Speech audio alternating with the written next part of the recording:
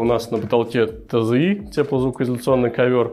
Смотрите, есть ТЗИ, вы часто его увидели, такой с надписью там саунд-ковер, еще все остальное, вот, под стяжку кладут. Да, все классно, все рабочее, это то же самое, но этот ТЗИ, в отличие от того, который вот саунд-ковер там и все остальное, он не горючий.